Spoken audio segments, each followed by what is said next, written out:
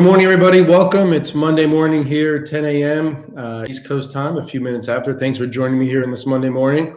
Hope everybody had a wonderful weekend. Enjoyed the weather, safe, didn't get COVID, all that good stuff. Today I want to talk about a few things. The market, obviously, growth stocks continue to pull back. I'm going to talk about that first.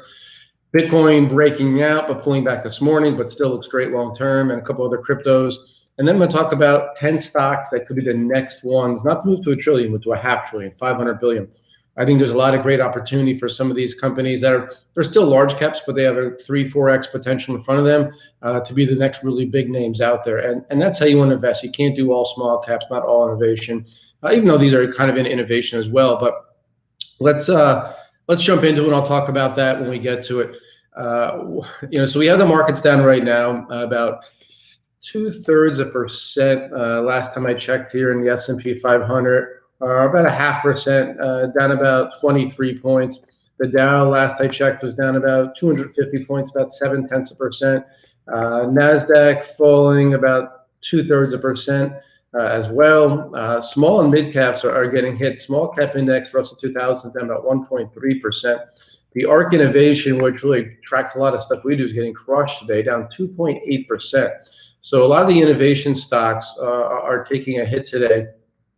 And we've seen a lot of that lately. We're just seeing, people selling growth for whatever reason it might be. You're seeing a rotation of money. A lot of great stocks are looking very cheap right now.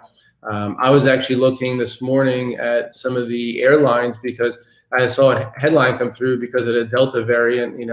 Airlines are seeing some bookings drop a bit. The airline index, which is the JETS, is down 1.75% today. I think there's great long-term potential. This Delta variant, we're probably going to live with COVID for the next 5-10 years, if not forever. It's going to be like the normal flu. It's going to always be around. I don't think it's going to be eradicated. You'll probably have vaccines and other things, and your body will get used to it. It won't be anything like it is now or it was. And people are going to fly. That's the bottom line. People don't want to be cooped up. We saw how quickly people started to travel to Disney and all around the world, really, mostly in the U.S., though. So a lot of the regional airlines look great to me. I think there's a lot of great opportunity there. But I want to talk about the markets. I want to talk about the growth stocks and how they're getting hit. To me, I don't give a shit, to be honest with you. I don't care how things perform for a day, a week, a month, a quarter, a year, even a lot of times. People, I don't know if Tesla's going to be higher in 3 months from now or 12 months from now. I have really good conviction that Tesla's going to be much higher in 3, 5, 7, 10 years from now. And that's how I invest. It drives me nuts when people look at portfolios in a 3-month or 6-month time frame. You can't pick and choose that. I can show you clients that for 6 months, the first 6 months, they killed it. The next 6 months, we pulled back. Over a 12-month time frame, we're beating the market, but you're not always going to track the market. And I put this shirt on. It's the first time I'm wearing it. And I'm going to stand up and show it to you. It says, it's probably backwards to you, the end is near. And it has a UFO on it. Because that's how I feel clients are feeling right now. And subscribers or former subscribers are feeling, just investors in general, that the end is near. God, if that's how you're feeling, get the hell out of the stock market, read some books, and educate yourself, go for a vacation, then come back and see if you're ready. I've said this a lot over the last couple of years. If you can't handle the ups and downs of the stock market, you're not an investor. I spoke with a new client that's coming on last week, and it was funny, him and his wife, and he mentioned, I'm not going to even look at it for the first year. And he's somewhat joking, but not really, because he realizes that it takes a while to get to where we want to be. You can't judge me on 1 year, on 2 years even. You have to look long term. That's like judging a pitcher on a half a season and then whether he's in a Hall of Fame or not. You can't do that. You have to look at a body of work. And when it comes to the stock market, you can't judge your portfolio, whether I'm managing it or you're managing yourself, on that. Another quick story I want to tell you. I thought of it this morning when I was laying in bed, trying to just help people calm down and let them know the end is not near. And it goes back to probably late 90s, early 2000s. I don't know the exact dates, but I had some mutual funds at the time, and I remember their mainstay funds. That was before really ETFs were big, and that's just what I happened to be. And I was young at the time. And I think it may have been half growth, half value, let's say. And in the late 90s, obviously growth was crushing value. So of course, at the very wrong time, I got rid of the value, put it into growth. And then value outperformed for about 2 years. And then at the very wrong time, I took money out of growth and put into the value. And I always say, the best way to learn is to, unfortunately, pay that price of admission to the school of hard knocks or the school of the stock market. And that's, unfortunately, a lot of times it costs you a little bit to actually lose money. Looking at that, it took 2 years for kind of that value, that rotation to happen from value or growth to value, then back to growth was a great time to buy. But when everybody thought the end was near, was the exact opposite time what you should be doing. You should be buying into if you're thinking the growth stocks innovation end is near. And again, innovation is not stopping. Electric vehicles aren't stopping. Battery innovation is not stopping. If artificial intelligence, machine learning, you name it, genetics, these stocks will not go straight up. You have to realize that. You have to have a long-term time frame. You have to be able to ride ups and downs, because I'm telling you, I've seen it happen. I've done it myself back in the late 90s, early 2000s. I screwed myself out of a ton of money back then. I learned the hard way. And I don't want you to have to learn the hard way. I want to be here for you. I mean, you're going to have some losers and you're going to learn from that. That's part of investing. But in reality, I want you to just kind of look at the stock market as anything else you would look at. Again, you would not put a pitcher in the Hall of Fame if you had a good half a season or a good 2 or 3 seasons. You have to look at it in big picture body of work. And I want you to continue to do that. Good morning from Philadelphia. All right, Gary. I saw Philadelphia. I'm looking at the comments over here as I'm doing this. I saw Philadelphia is making their, I think, city workers or school districts or something. They aren't vaccinated, wear 2 masks. It's a pretty funny video. I thought the video was a joke of this lady putting on 2 masks, but yeah, it's pretty funny. Gary's asking where I could follow me, where I am now. I left Investor Place, as you all know. I'm hoping this week, I have a call this evening at 6:30 to announce where my next venture will be. It's kind of up in the air. I have 2 options right now, but I think I'm leaning towards one. But I will let you know soon. This week, I should be able to let you know where the next venture will be and how it's going to be, give you guys access and all that kind of stuff. So yes, I will. I'll let you know as soon as possible. Anthony, hello from Philly. I see you down there. Yes, it is sad. Mohammed, you were in Baltimore this weekend. It was a pretty hot weekend. I went to hit golf balls on Saturday, and I was sweating like crazy just hitting golf balls. All right, so there's one other thing. Oh, the one other thing, about just before we get into cryptos and the stocks is it's much easier to paper trade, and I always suggest people they should paper trade to begin, because I think you want to write things down, see how it works out. But that's trading. Long term, obviously, write it down. It's going to take years for that to play out, most likely. So you don't want to wait years to start investing. But I will say it is much different when you have money in it. You could look at a chart of Tesla and say, I would have held through those ups and downs. You probably wouldn't have, unless you've been listening to me or unless you've learned the hard way already. You probably wouldn't have held on to Tesla for the long term. Tesla back in 2019, late 2018, split adjusted, it was at about $76. It then fell down to like 35. So basically over 50%. If you held on through that and still have that, congratulations, because it ran up to $900. It then pulled back to $550. Now it's at $685. It was just at $700 and changed 2 days ago, 1 day ago. So if you would have held on, sure, you're up huge. You still got a 10-bagger up here, a 20-bagger if you bought the bottom. So again, looking back, it's easy. But when you have real money in it, money you've worked so hard for, that's why I always laugh at CNBC and these other media outlets that put people on there that have never managed money. It's easy to just throw stock symbols out when you have no skin in the game. I've had an investment firm for 18 years managing people's real money. It's much different. I've had my own money in the market for over 2 decades. It's real money. You make different decisions when your emotions get involved. You have newsletter people out there that come out and they have no business doing newsletters. They have no background. They've never managed money. Most of the successful guys in the newsletter business are my age and older, 40, I'm 45 and older, because they've managed money. Most of them have worked on Wall Street. They've seen different things. You can't come into this business and think, oh, I'm just going to write articles. Now I'm going to tell people what to buy and sell.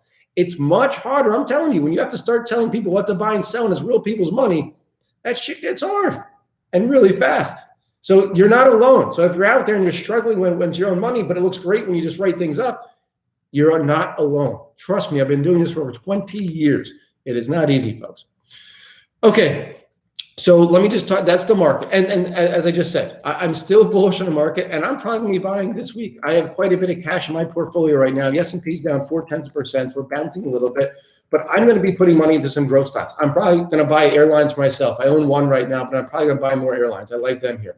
I am going to buy into some growth stocks this week. Absolutely. Do I think it's the bottom? Do I know it's the bottom? I have no clue, but I will be buying into it. Also, I'm just looking at the time right now. We're about almost 11 minutes in.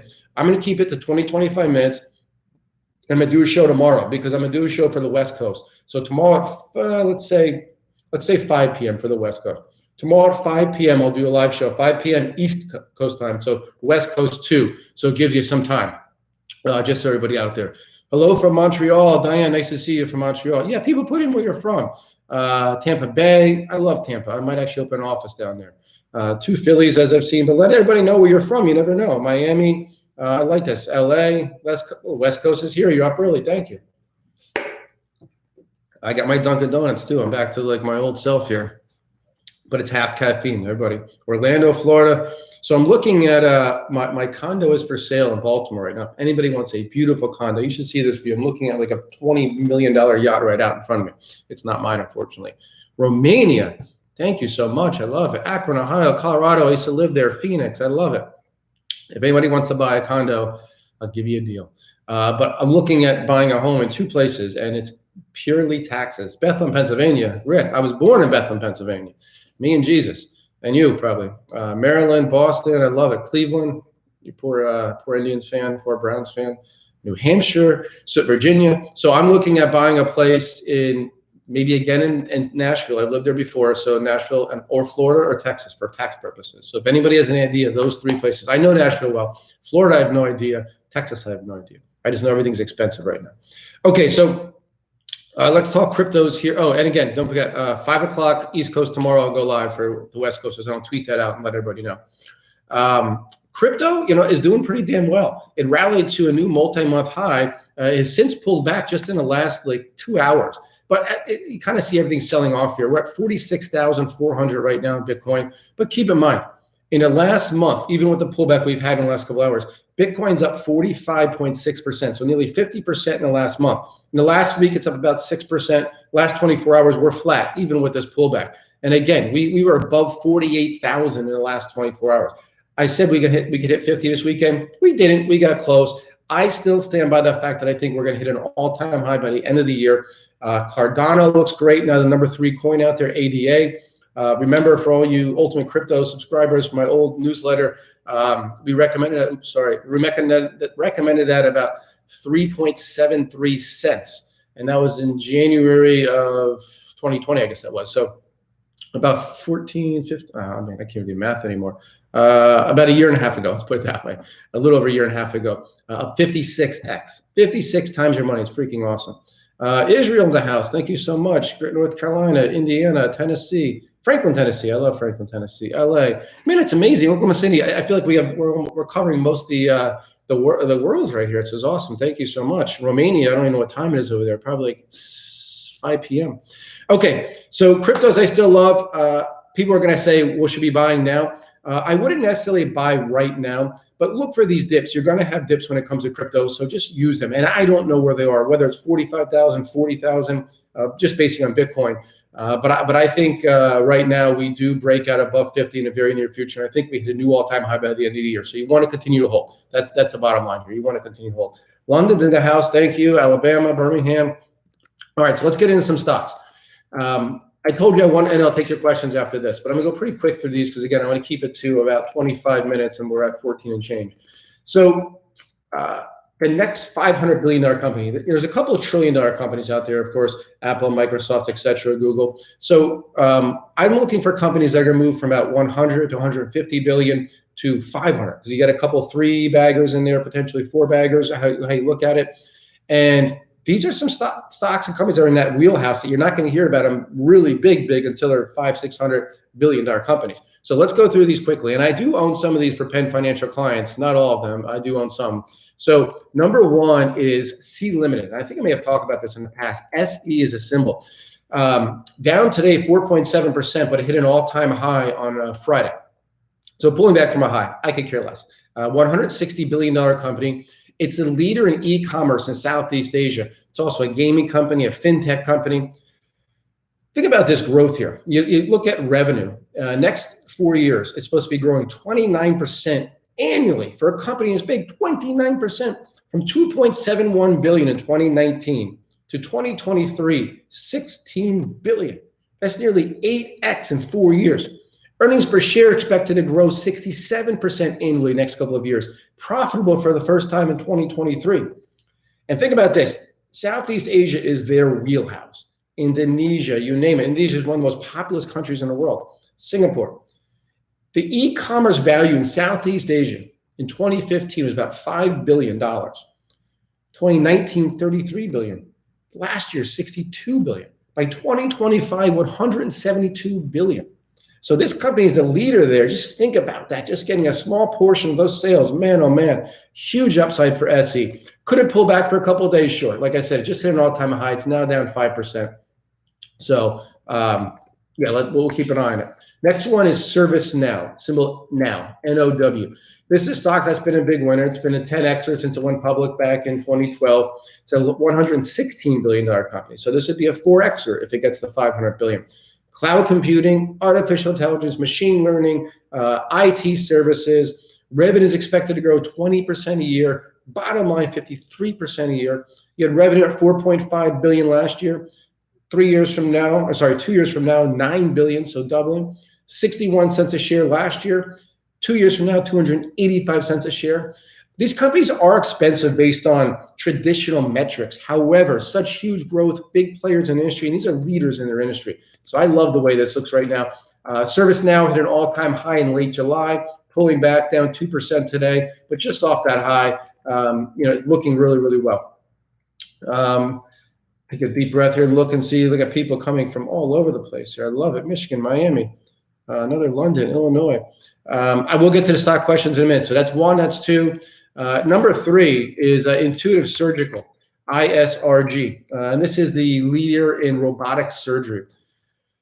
$1,000 a share right now. Hit an all-time high last week, pulling back a little bit, a couple percent from there, down 0.25% today. Again, some of these are pulling back from highs, but again, you're not going to go straight up. Love this company. And I'll tell you a very quick story about this after I share the metrics with you. Intuitive Surgical, about $119 billion company, so potential for, again, a 4-bagger here. Revenue expected to grow about 12.5% annually, earnings 10.5% annually. Revenue was $4.35 billion last year, 7.3 by 2023. They made $9.06 a share last year, $15.55 by 2023. So you see a nice growth on both top and bottom line. Not huge, but nice growth. This was one of the first stocks I ever bought for clients when I opened Penn Financial Group. That was in late 03. I don't know if I bought in late 03, early 04, somewhere around there. So if I look back on where that was then, so the stock, I think, was around 15 bucks, but it's been split since then. So it's about $5 now, split adjusted. It was 15. And I don't remember the exact numbers, but I remember selling it, excuse me, for maybe a 50 to 70% gain in a matter of months. And I thought I was a genius. I'm young. Heck, at that time, I was 27 years old managing money. And you look at it now, and again, split adjusted $5. The stock's at 1,000. That's a 200 bagger. A 200 bagger. That means every 1,000 into 200,000. Every 10,000 into 2 million. Insane. It happens though, folks. But again, I sold. Next one is Square, SQ.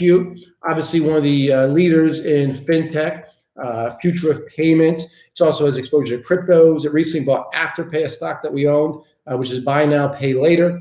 Revenue expected to grow about 14.5% annually. Bottom line, 36.7%. It's a $123 billion company, so it'll be a 4Xer up to $500 billion. Revenue in 2020, $9.5 billion. By 2023, nearly $26 billion. So big growth. Made 48 cents a share last year. By 2023, $1.72. Again, nice growth here on the upside. So Square's one you want to keep an eye on. Again, pulling back at an all-time high a week and a half ago, down 3.2% today. But as I mentioned, anything innovation, anything growth is down today. S&P's near the low today, down 0.6%. The next one is going to be Applied Materials, symbols AMAT, AMAT. Again, hit a high a couple of weeks ago. It's actually up today, 0.3%. But AMAT is a semiconductor equipment company, and $119 billion from here. Semiconductor equipment, actually, I think with the chip shortage, will do very well. So that's something that you definitely want to keep an eye on. Somebody asked, what was a stock that would have turned into Intuitive Surgical at ISRG, which is now about $1,000 a share. So AMAT is a nice play on the chip shortage, in my opinion. Also, the fact that chips are needed for everything, and I'll talk about that more in a minute. Not big growth top line, bottom line, 6.4% top line, 9.2 bottom line. But actually, it's a much cheaper than a lot of other companies out there. 17.2 billion in sales last year, 26 in 2 years from now. Made nearly $4 a share last year. Looking for $7.50 a share in 2023. If you have a stock trading at 30 times sales in 2023, you do the math, that's $225 a share. Right now, we have AMAT at 130. So that's where it's a little bit cheaper than the others. Sticking with that theme, the next one is Advanced Micro Devices, AMD, which is about a $133 billion company. It's one of the leading chip stocks out there. Basically a smaller version of NVIDIA, not nearly as great as NVIDIA. I like NVIDIA better, just it's a better company. It's bigger though, but it has exposure to artificial intelligence, gaming, transportation as far as electric vehicles and autonomous vehicles. It's in a lot of the leading areas similar to NVIDIA. Top bottom line, both expected to grow about 12% annually. 2020, it had a revenue of $9.75 billion. By 2023, $20.6 billion. Again, this is one that's not as expensive as others. Made $2.10 a share in 2020, close to $3 in 2023. Stock had some great numbers, and it really ran from 85 up to over 120 from mid-July to early August. It's since pulled back. It's at 107, down 3% today. Ton of support at 100. Anywhere near there, I freaking love this stock long term. Okay, so we got 6 out of the way so far. Next one is Shopify. You've all probably heard of Shopify. It's been one of the big winners of the last 5 or so years. 2016 it was below $20. Now it's at about $1,500. So you can do the math. That's a huge winner. Really, at the highs, it was 100xer in a matter of 5 years. That's insane. So Shopify, the symbol is SHOP, S-H-O-P. It's a $188 billion company. This is really an e-commerce play for both small, mid businesses. But if you want to set up a business online, you have Shopify, you go there, they do everything for you, all the guts behind it. They set up, they help take payments. They set everything up for you for an e-commerce company. Sales of about $2.9 billion last year, looking for $8.6 billion in 2023. That's about annual growth of 28.5%. Earnings per share are weird. They're going up and down. $2.67 a share last year. Looking for $17.35 this year. So there must be a one-time, I didn't have a chance to look into, but one-time thing that's jacking it up. But then down to $7.06 in 2023. Too much of a big spike. So there must be a one-time thing going on there. Again, Shopify, look at this chart, just a great looking chart. It hit a high last month, pulling back. Ton of support between 1,400 and 1,500. Probably a nice place to start adding or buying or adding around there. I think this, again, could easily be a $200 or $500 billion company. 188 right now. The next one's already halfway there. This is Toyota, symbol TM. It's already a $250 million company. It's down a little less than 1% today, just off an all-time high as well. And to me, it's a leader in electric vehicles, autonomous vehicles, solid-state batteries. You all know I love that. Not much growth. It's between 3 and 5% both the top line and bottom line, but the stock is cheap when compared to many others. It's got a 4P ratio of less than 10, PEG right around 1. So this is one that it's a lot of the autos trade at lower, let's call it cheaper, lesser valuations. But I like Toyota going forward. There's just going to be so much demand for electric vehicles and autonomous vehicles in the next decade that I like it. Another big name company, because I think you want to get some of these in there too, this is actually up 0.5% today, is McDonald's, symbols MCD. Again, a company that is just off an all-time high last month. Hit about 250, pulled back to around 235-ish. So, a lot of these have pulled back, 5, 10%, not as much as some others are trading near highs, but this looks nice here. Held support is up today. You look at McDonald's and it's not a huge growth story by any means. You're looking top bottom line growth about 4 to 5%, but it's tough to fight what this company does. They continue to innovate. They draw people in. I'm not a fast food guy. I couldn't tell you last time I had McDonald's. Again, it's not cheap for where it is, but boy, it's a nice diversification of portfolio. I think it's a nice holding. And then number 10, the last one for the stock, next stock to hit 500 billion is Salesforce.com, symbol CRM. It's down about 2.4% today. Friday intraday, it hit a highest level of the year of 2021. Hit its all-time high late last year and has since pulled back around 270. It's at 245 and change right now, as I mentioned, about 2.5% in the downside. CRM stands for Customer Relationship Management. It's a cloud-based company. It's about 242 billion. So it'd be about a double if it got up to 500 billion, which I think is a given in the next couple of years. Has about 20% market share in revenue when it comes to its niche cloud-based CRM. Revenue is expected to grow about 16% top line. Earnings great, 30.1% bottom line. Fiscal year 2020 brought in 20 billion in revenue. Fiscal 2024, 36 billion estimate, and then $1.37 a share fiscal estimate for fiscal 2024, which is like mid 2023. So again, I like that long term as well. They've been doing some nice acquisitions. Their CEO is a bit eclectic, but I think he's a bit of a genius too. So that's where we are. If you have any questions on those 10 stocks, let me know. But those are 10 that, again, some bigger names, but you want to diversify. You can't have all small cap, you can't have all growth, you can't have all innovation. You want to diversify outside of that. So we're about 26 minutes right now, and I keep it at 30. I said 20, then I said 25, so I keep going. Jersey Shore, love to see you. Go to Austin. Yeah, I know Austin. It's so expensive right now, though. Greetings from Dubai. Hello from Dubai. Okay, let's go. We're going to take a couple questions here. We're going to go from the bottom up. 8ZNP, which is a biotech company. Horizon Therapeutics. It's got a hell of a chart. It just broke out to a new all-time high about 2 weeks ago. It's since consolidating from there. So let me take a look a little bit more at Horizon here real quick. I don't know their numbers off the top of my head. I can't memorize every company. $24 billion valuation. It's got revenue, which I like to see. Last year, 2.2 billion. 2023, about 4.3. So it's got decent top line growth, about 14% annually. Bottom line, their earnings are all over the place. 2020, about $1.91, dipping this year to $1.73, then up to $4.17 in 2023. Yeah, I mean, I like this. It's they make drugs for rare autoimmune inflammation diseases, so that's a big area. I think it could pull back and fill that gap around 100. It's at 104. You don't have to nickel and dime it, but I think it can fill that gap. But other than that, man, I think it looks pretty good. I think that's a nice looking stock right here. I'm trying to get the other one. I was right next to that. INVZ, Innoviz Technologies. It's a SPAC that was at 10, ran up to 17, and it looks like, unfortunately, it's just been drifting lower since that time. Let me take a look here at the numbers. So Innoviz, solid state LiDAR sensors. I love LiDAR. I love solid state. They have software that goes with it. And, you think about autonomous vehicles, I think LiDAR is going to be huge. It's the ugly things on top of them.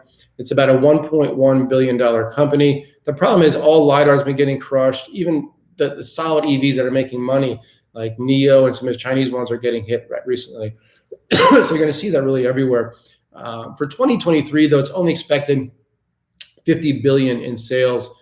This year expected 6.8 billion and 21 and 50. Huge growth. Don't get me wrong. That's revenue growth about over 100% annual. Won't be turning a profit for several years. The thing is, even at 2023 sales of 50 million, yeah, you're looking at something that's trading at what, 22 times that sales.